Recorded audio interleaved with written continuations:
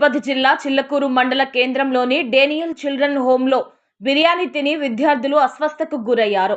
గత రాత్రి దాతలు అందజేసిన బిర్యానీని నేడు ఉదయం తిని పాఠశాలకు వెళ్లిన 13 మంది విద్యార్థులు వాంతులు చేసుకుని అస్వస్థతకు గురయ్యారు.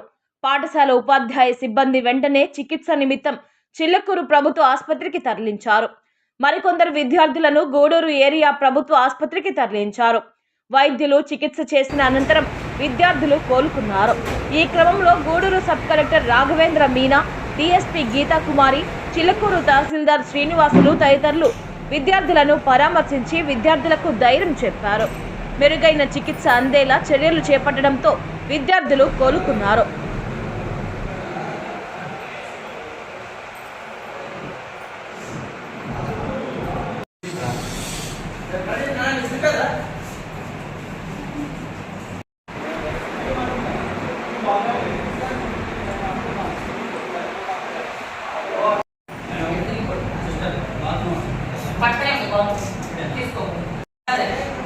బాగుంది, ఓకేనా?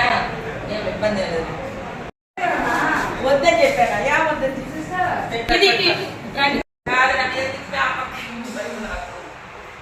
నాకు ఏదైనా కూడా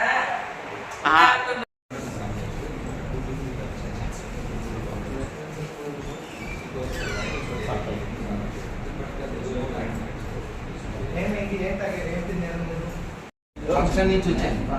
అనాథ అనాథ హాస్టల్ అయితే ఫంక్షన్లో దాన్ని రాత్రి కూడా తెచ్చారు. దాన్ని తెల్లవారి వెళ్ళిపోతారు. నైట్ పెట్టారు తెల్ల.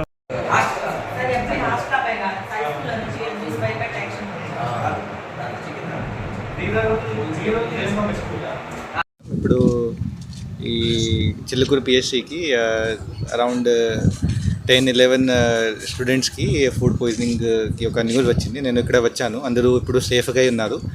దీనికి వాళ్ళు చెప్తున్నారు వాళ్ళు బిర్యానీ తాగారు. బిర్యానీ కోసం బిర్యానీ క్వాలిటీ ఎలా ఉంది అది లేదు. సో నేను దీనికోసం సిడిపిఓతో కూడా ఒక రిపోర్ట్ అడిగాను. తర్వాత వార్డెన్కి కూడా మనం ఇంటర్వ్యూగేట్ చేస్తున్నాము, వాళ్ళతో అడుగుతున్నాము.